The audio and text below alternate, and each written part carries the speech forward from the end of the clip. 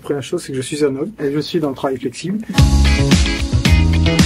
Aujourd'hui, non, la flexibilité, ça n'a pas de sexe. La flexibilité, c'est un état d'esprit, c'est une façon de travailler, c'est une adaptation aux besoins de l'entreprise et c'est surtout quelque chose de très, très actuel. C'est effectivement un concept qui était genré il y a quelques années, mais qui a beaucoup évolué.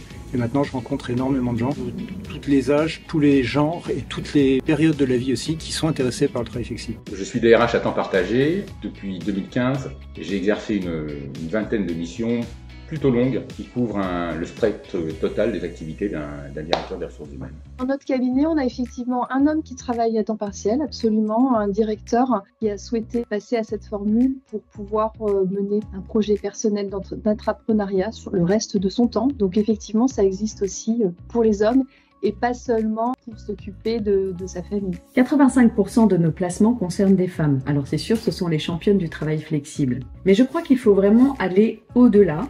Et ce qui est surtout important, c'est de voir qu'il y a maintenant un rapport de plus en plus individualisé au travail. Chacun a ses envies et chacun a son curseur, chacun a sa bonne raison de vouloir travailler autrement. Ça peut être une famille, un autre engagement, un art, un sport, une envie tout simplement de travailler autrement, comme par exemple en management de transition ou en temps partagé. Donc pour moi, on est bien au-delà de la question de savoir si ce sont des femmes ou des hommes, mais plutôt qu'est-ce que chacun souhaite apporter au monde et comment.